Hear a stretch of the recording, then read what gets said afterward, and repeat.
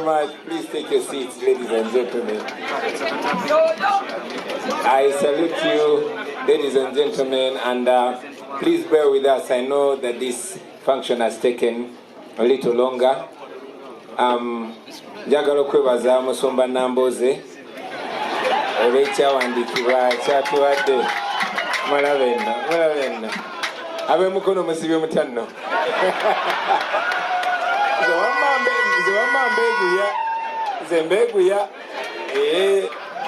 Thank you very much for that word. I want to salute my fellow artist, Figo and your friend. I want to salute another revolutionary artist, Siwai Narukalala. Man, you're bad. Many times I feel glad to share the wine name with you. Very talented young man. You remind me of Buju Banton. You remind me of Bob Marley. You remind me of Sizzla Kalonji. You remind me of Capleton. All those artists that many of us grew up watching and aspiring to be like, believed in one common thing: equal rights and justice. They believed in freedom for all people, especially the black people, the African people. So, if you see a Rasta man posing around with dreadlocks but not believing in equal rights and justice, that is not Rasta, that is rascalat. So I salute you, my brother. Webale nakubulirira abavubuka. Kikulu nnyo abavubuka omuntu ababulirira ne bawulira yoyo omuvubuka ngabo yoyo ayise waje bayise. Webale bajjukiza nti okubeera omuntu omubi tekikufuula wakabi. Me like you put it straight that bad man and bad man is two different things. Can't mix and mingle the two of them. So thank you very much. We appreciate you. Hey, baby, my girl. I also want to appreciate the drama team from the School of Leadership for the skit that you presented here. Thank you very much. In this our struggle, music, dance, and drama will always carry a center stage. It has been music, dance, and drama, creativity, and poetry. It's been art that has liberated people right from the days of slavery, through colonialism, through dictatorship. And it's what's going to carry us through. So we salute that area. We salute you, Comrade Nobiandi, Selector Devi, namwena bakwataganya area yo mwebale nyo mwebalire ddala. I also want to sympathize with Dr. Nalukwago. Dr. Nalukwago, we listen to you. Tukusaziranga walaba n'ennumba. Dr. Nalukwago abadde atubulira nti ennumba zaamulumira mu ddwaliro eryo mu kyalo ng'agenze mu toilet. Walaba nnyo munnaye nzimanya ennumba ze zaali zinumyeko, nze zannumira nno ku muti gwa muyembe. Zannuma ku liiso ne mala wiiki namba nga linnuma. Naye kati ggwe nkubamu akafaananyi oba zaakulumyewa. Naye tukusabira munnange badro zaakulumye before oba after. Nebyo tubiveeko tuli mu nsonga zibe serious leero. I want to salute the comrades that have presented today. Comrade Awel, the young man, the intelligent young man that you are, and the way you present it gives me hope, gives me confidence that the young people of this generation are actually seeing through the curtain that has been put before our eyes. They're seeing the future. They're seeing the promised land. They're seeing the new Uganda. I want to appreciate the policy team that has been able to clearly paint a picture for us. Very eloquent young men and women, very passionate young men and women, very imaginative young men and women. At least we are able to see the Uganda we want, the Uganda we're aspiring for, and indeed the Uganda that we must achieve. I have no doubt that the picture of that new country is now clearer. We see where we want to go. We are not just what Mao loves to call agenda. Yes, we are agenda. Kuba ino agenda. He is the roadblock between us and our future. But we've said it before, and I want to reassert it again, that we are not only fighting to liberate ourselves, we are fighting to carry ourselves beyond liberation. We are fighting to be able to paint our own destiny. And I'm very glad that for these 2 or 3 hours, these young people have been they've been able to clearly paint a picture. Ladies and gentlemen, these are not my ideas as an individual. No, these are ideas of numerous young men and women. These are ideas of the young generation, young Ugandans from across Uganda. Look at them. From the north to the west, to the east, to the south and central. This is Uganda summarized. These ideas and ideas, they represent all of us. They represent both our pain and our aspiration.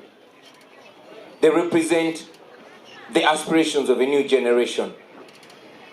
These thoughts and presentations, ladies and gentlemen, they represent a generation that refuses to be defined by the fear and the hate and the hopelessness that has been imposed on us.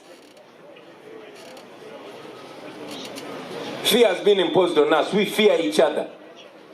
Hate has been imposed on us. We've been taught to hate each other. We've been conditioned to feel helplessness, to feel helpless, to believe that we can't go past here. Thank you very much, my brothers and sisters, for making it clear that we have a future that is tangible, a future that we see, a future that we are going to achieve.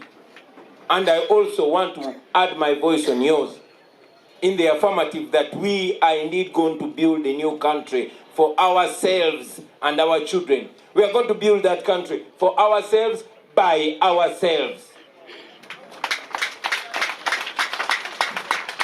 I might be the one leading, and I've told you this before, that I don't present myself to lead this struggle, this charge for a new Uganda, because I'm the most educated or most qualified. I present myself because it is a calling, just like every one of you. But nothing gives me confidence to see that behind me there's quality. Behind me, there are young men and women. Each one of them is very qualified, very knowledgeable, well-traveled, passionate about a new Uganda. We have young doctors here, we have young lawyers here, we have journalists, we have people from all walks of life. And yes, we have people like myself and Nubiani who are artists. We have people like Eddie Mutwe. We have people like Zambari. Zambari of Mukono. So it is possible, ladies and gentlemen. I have no doubt that it's possible. But I was moved even deeper by the presentation of Maria Ledochos-Kanatabi, who put it clearly that these are just dreams. Brothers and sisters, these are but just dreams. This is but just an imagination, a dream that we can either achieve but also can fail to achieve.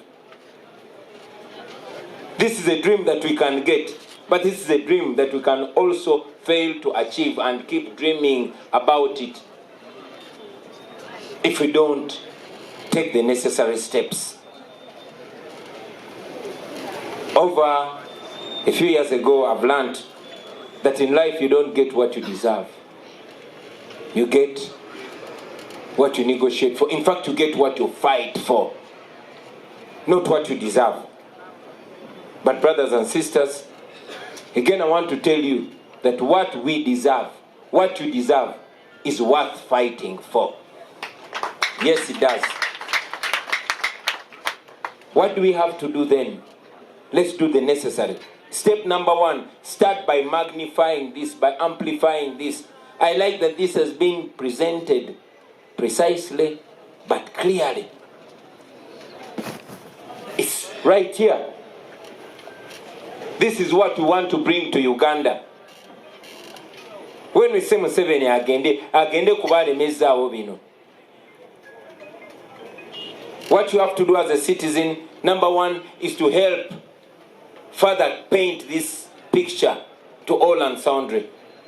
Anybody that you get close to, let them understand that we are past the mobilization area. We are in the sensitization and making sure that everybody gets us clearly. Understand what we are fighting for. Understand what we are risking for. Explain it to your friends, to your family, to your boyfriend or girlfriend or wife or husband. Explain it to your friends. Explain it whenever you have an opportunity. To you, our leaders, especially those that are running to office. And I like that the skit made it very clear. Don't promise people rice, because we are not going to give rice in the new Uganda. Promise what we are going to give as a government. In the new government, you're going to be serving under the National Unity Platform.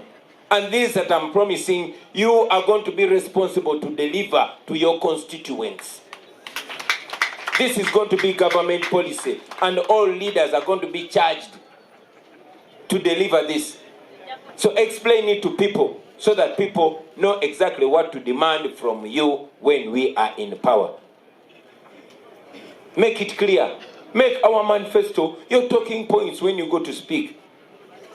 Don't promise people waraji. Let's be different from those that we are fighting against. And further, we request you to simplify it even more in your languages. Make it understandable. Simplify it further. Those of you that are on social media, please help us. Share these on your social media handles. We've been saying that phone is a very powerful tool.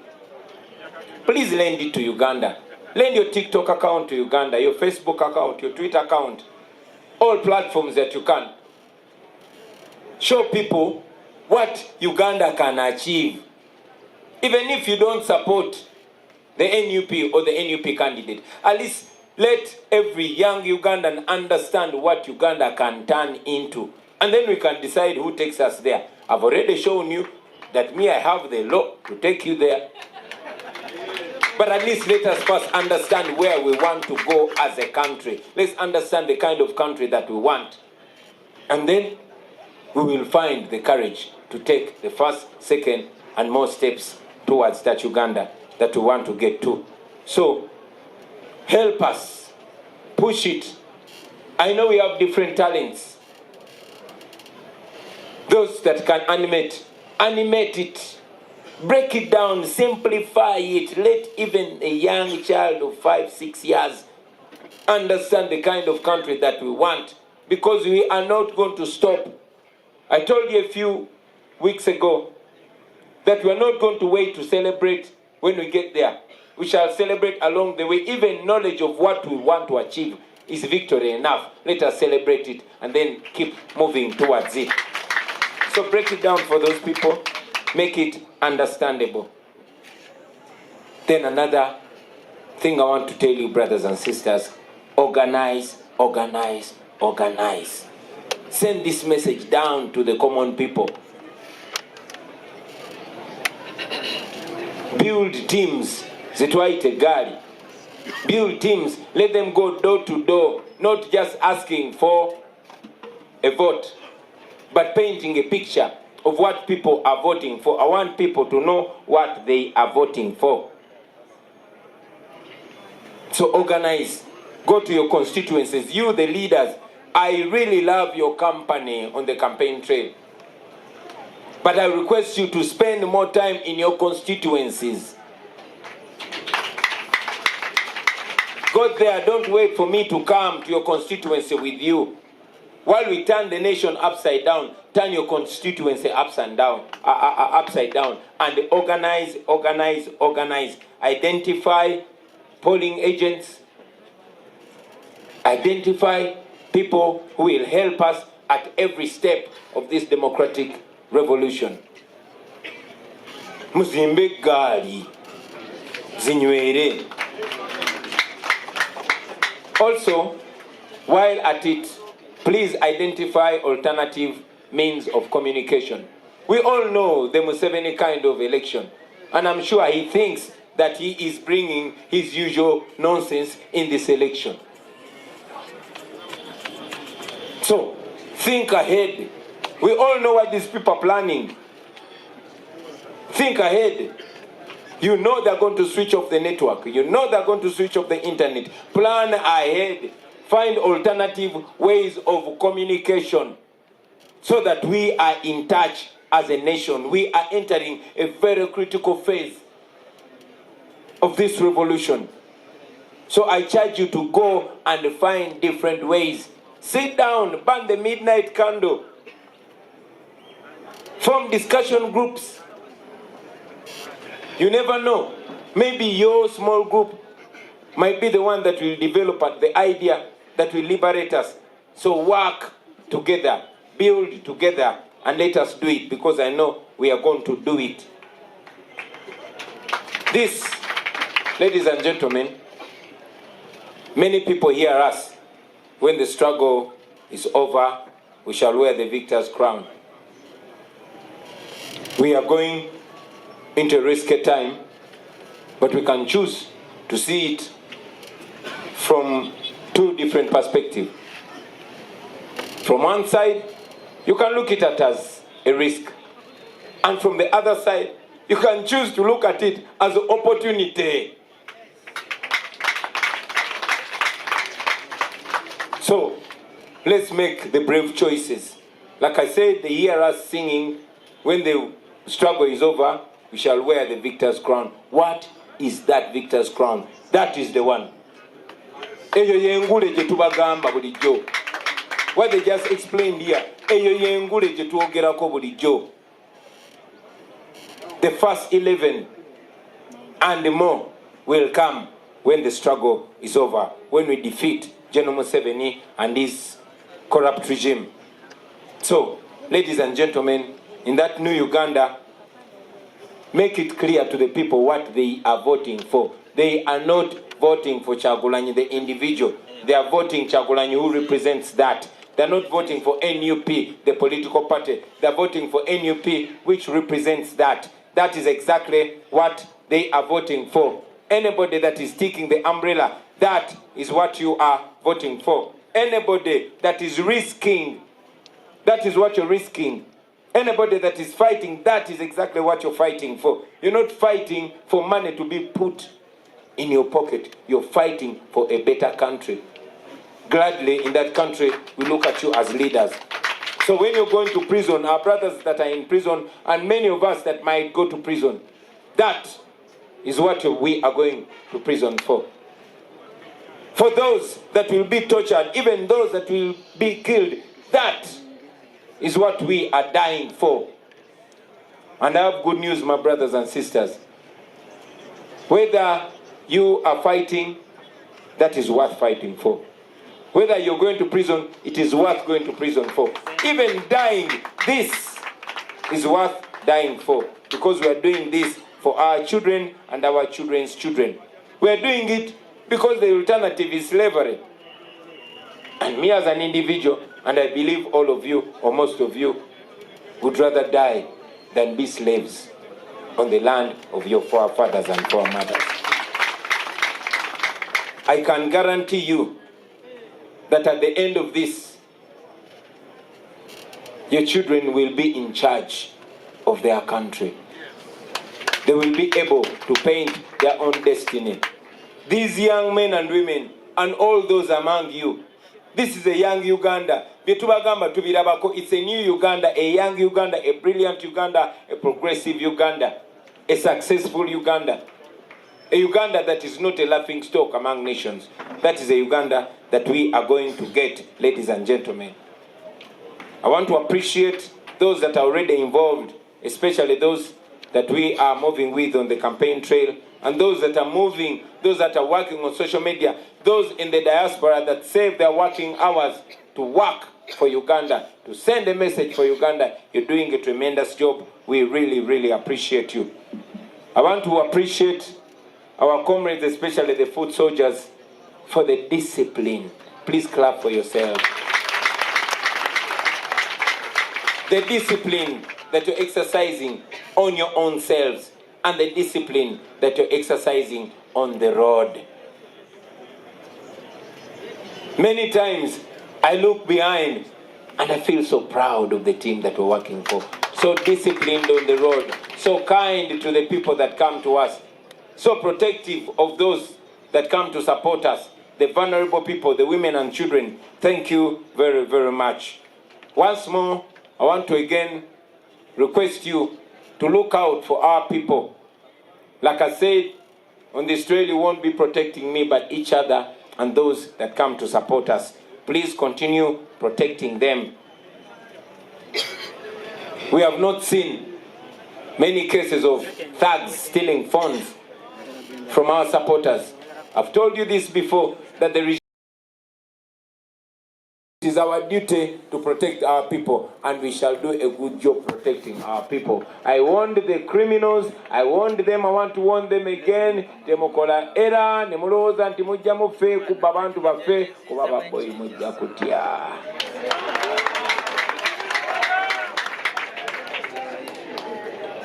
So with those, I want to conclude by appreciating those that have been funding us and those that have been funding our comrades, our foot soldiers. Thank you very much. Thank you for keeping us going. But I must also remind you, and this Honorable Barimwezo whispered to me, Gechamazima, tuchetagayo kusenda. Yes, we need more support, ladies and gentlemen. We don't need to remind you of what the regime is doing to stifle us, to impoverish us, to cut our speed. We are moving regardless, but we request you not to stop supporting us. I want to confirm to you, ladies and gentlemen, that we are not going to give up. And you cannot defeat people that don't give up, especially when they are younger than you. We are younger than the Museveni regime. We are older than them. We are more determined, and we shall not give up. I can guarantee you that in the end, everything will be all right.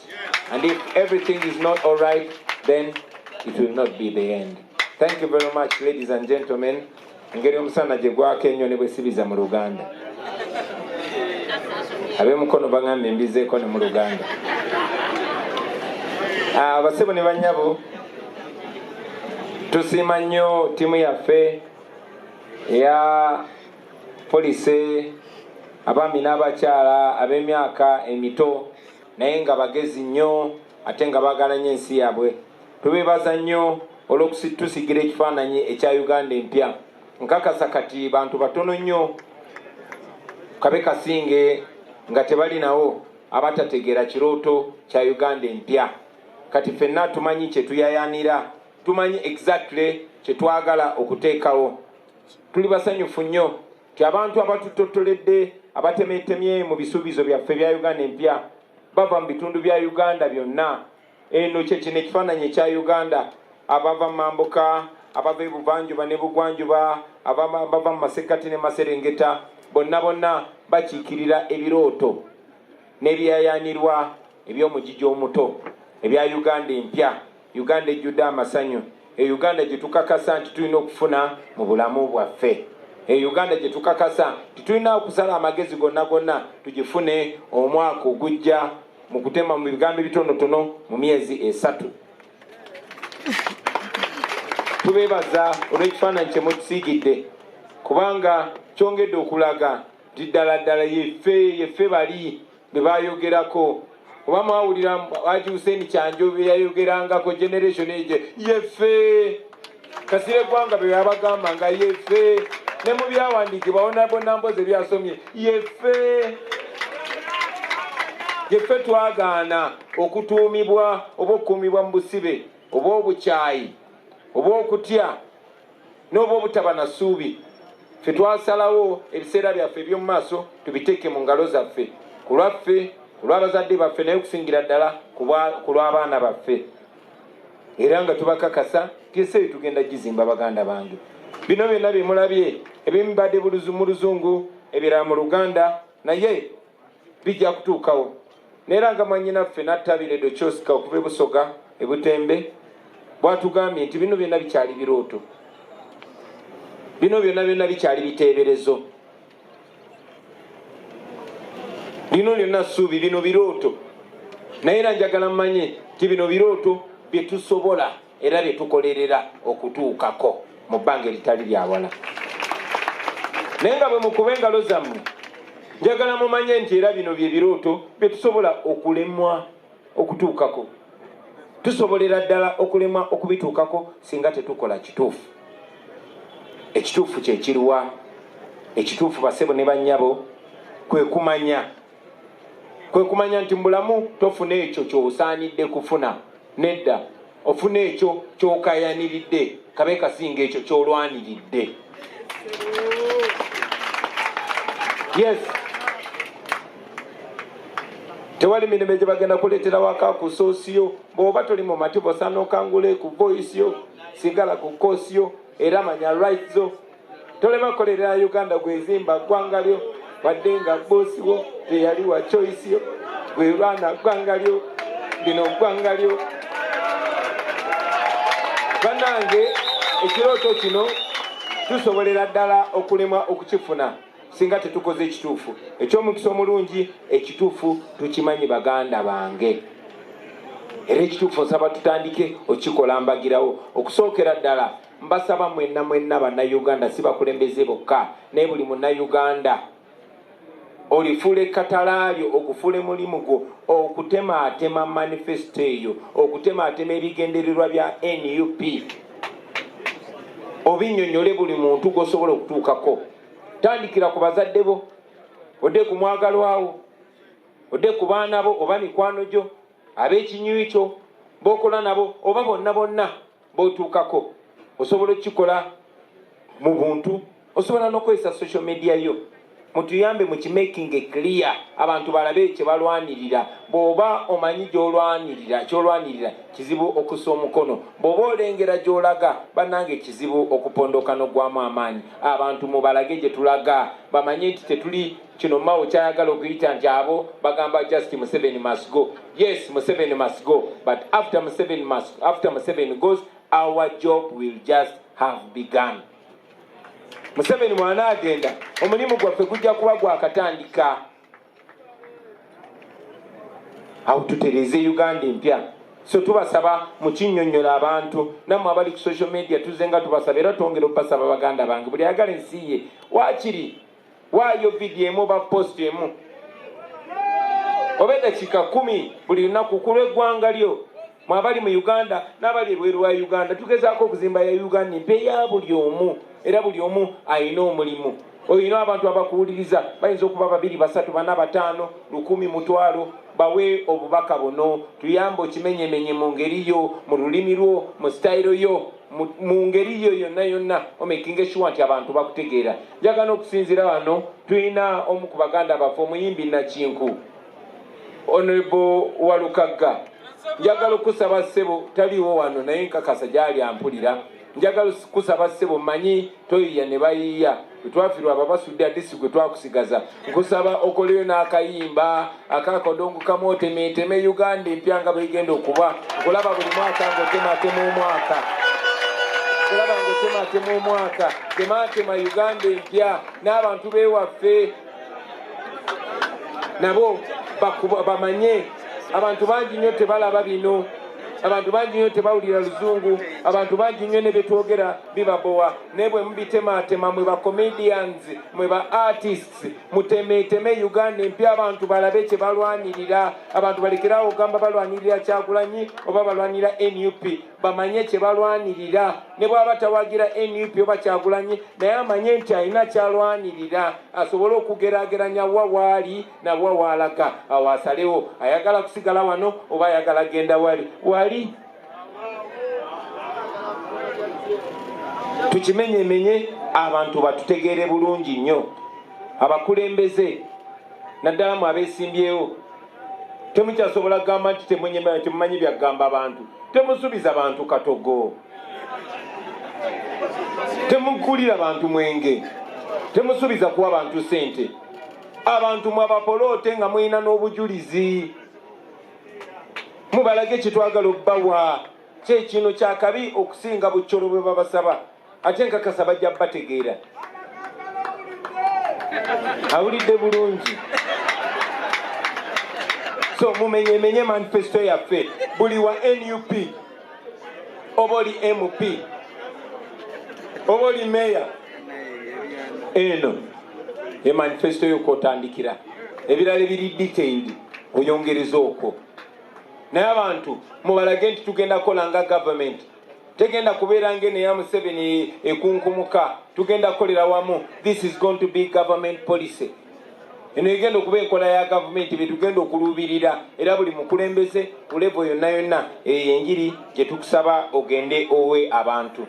Era njagala kusinzira wano n'obbasaba abakulembeze bannange nsanyuka nnyo nga tutambula ku campaign trail era temulekera okumperekera naye njagala obudde obusinga mu bumale mu constituency zammwe musisinkana abantu mubasaba akalulu ne temubasaba busabi kalulu mubalage gye tugenda mmwe wano temuli ba candidate kubanga bino si bya bulijjo mwe muli bakomanda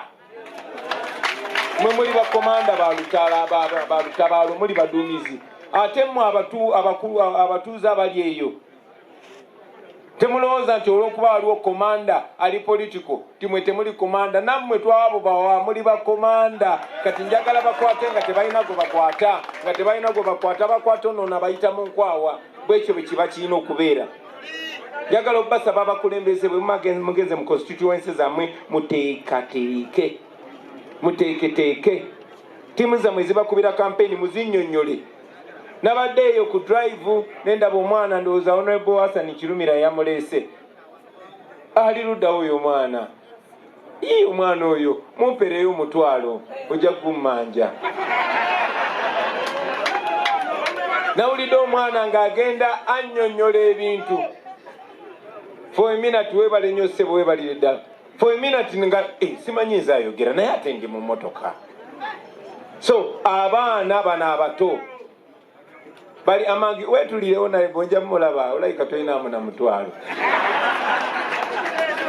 So eyo yeba enjiri gye tubuulira ku zi drive zaffe ku mikolo gye mugenda buli wamu abantu tubalage ekifaananyi kye twagala ng'eggwanga understanding muzimbe eggaali ezo ze ziba zikola campaign zigende door to door mugende door to door obudde bukyaliwo mutuukirire buli muntu nfuba okulaba nga ntuuka kuli bantu kubanjagala tugende okulonda nga njogedde ne miliyoni ezitaka wansi wa 20 ez'abantu nawe njagala making sure wakiri 80% ku balonzi abeewammwe oyogedde nabo.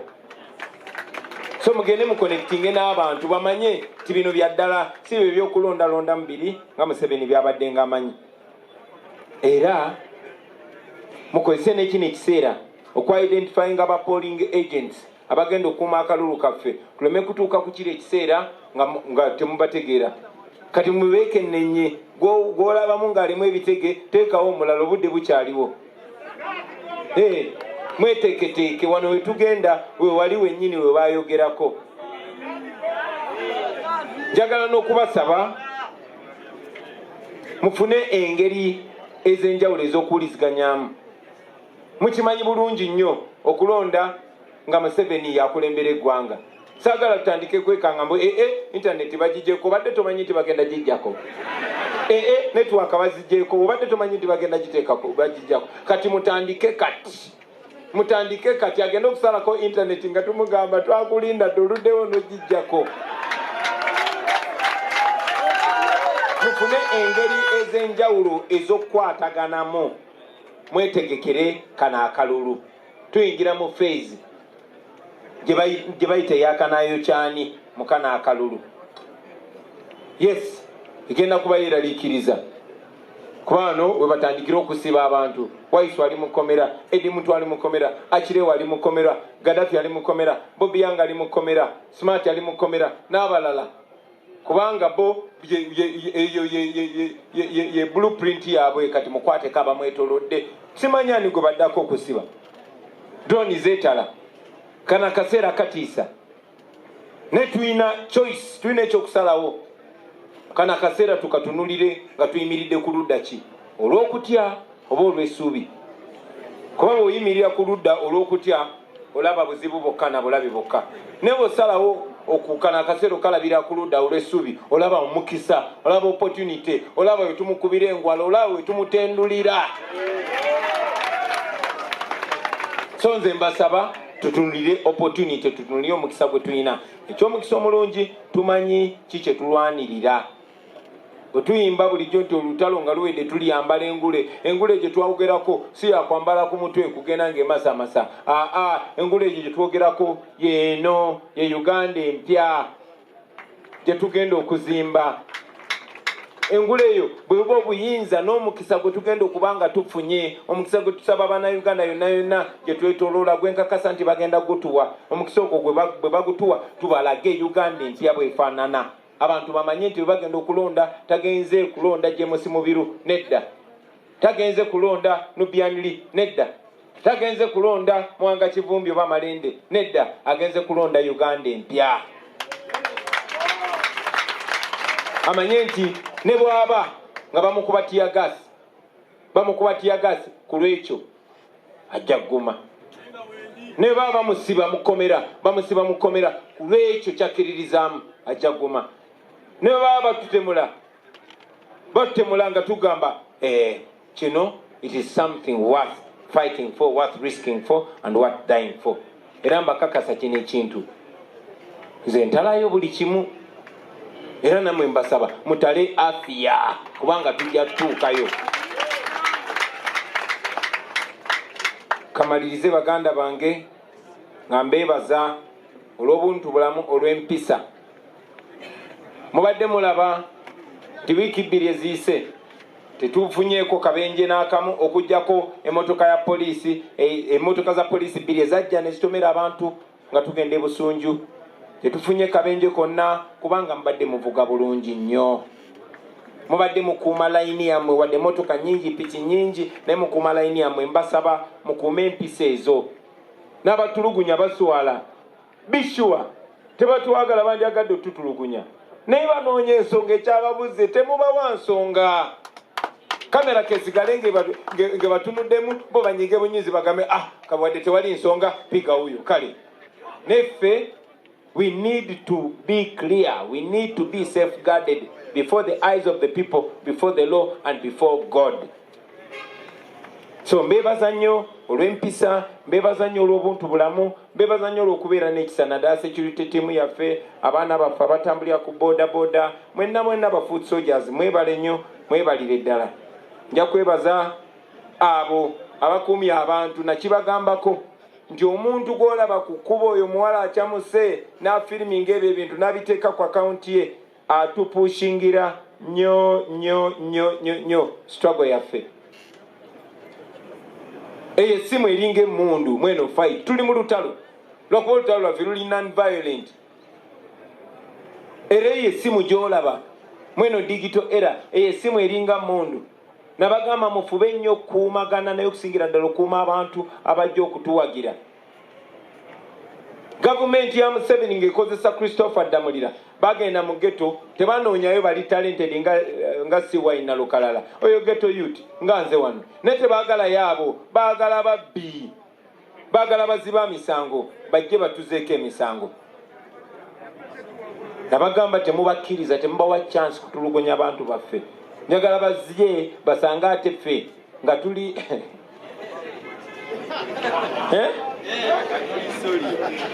era twabawuninga dda nti omuntu yenna alina ajja okubba essimu ku mulwanyi waffe. Ffe buli muntu yenna gwe tulaba akozesa essimu okupushinga struggle yaffe oyo mulwanyi, era essimu tugirabanga emmundu.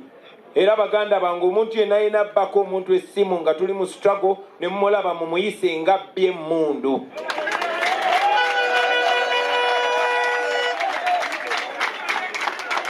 Mukikule kya bulabe nnyo omuntu okujja okuza emisango muffe, okujja okubba muffe. Struggle yaffe teriimu babbi.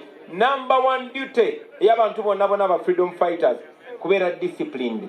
Kati omuntu ajja n'atukolamu indiscipline mumulage nti si munnaffe, bwe mumala mumukwase poliisi. Bwe mukola ki?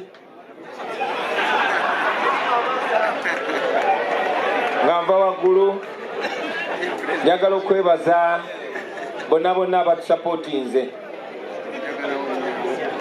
Yes, mumekinga sure obubbi tebutuyingira mu butono si bungi. Temukkiriza babbi tuyingiramu.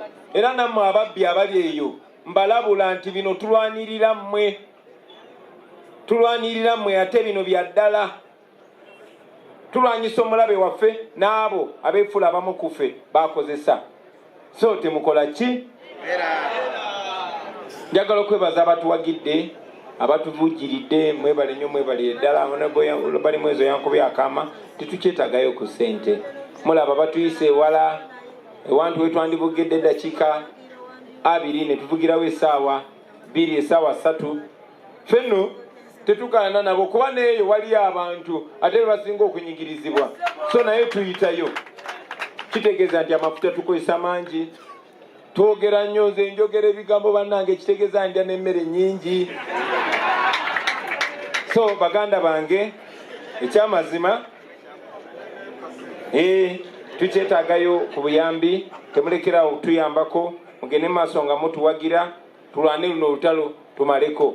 Twabagamba era tuddamu bagamba nti tetulina kye tufiirwa okugyako enjegere zituli ku mikono ne ku bigere. Tugendagenda mu maaso nga tulwana tuwangule.